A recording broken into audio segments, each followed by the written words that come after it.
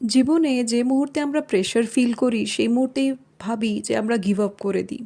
সেই কাজটা সেখানেই ভাবি যে আমরা এবার থেমে যাই। কিন্তু একটা কথা ভেবে দেখবে, আমরা যারা একটা গোল রাখি বা আমাদের কিছু এম আছে, তবেই কিন্তু আমরা সেই কাজগুলো করার জন্যে নিজেদের মধ্যে খুব ব্যস্ত হয়ে পড়ি, বা আমাদের মধ্যে একটা অস্থিরতা কাজ করে, বা আমাদের মধ্যে একটা প্রেশার থাকে যে আমাদের গোলটা আমাদের অ্যাচিভ করতেই হবে।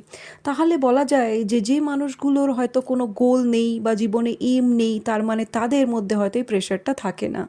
তাহলে যখনই জীবনে প্রেশারটা আসবে, সবসময় সেটাকে মনে করবে যে এই প্রেশারটাকে নিয়ে আমরা কাজে লাগিয়ে এগিয়ে যাব, যাতে কোনো না কোনো দিন আমরা আমাদের গোলটাকে অ্যাচিভ করতে পারি।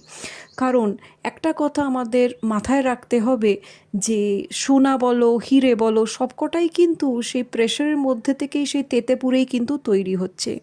বাই দ্য ওয়ে, এটা আমার কিচেন গার্ডেন, তোমরা জানিও তো কেমন হয়েছে।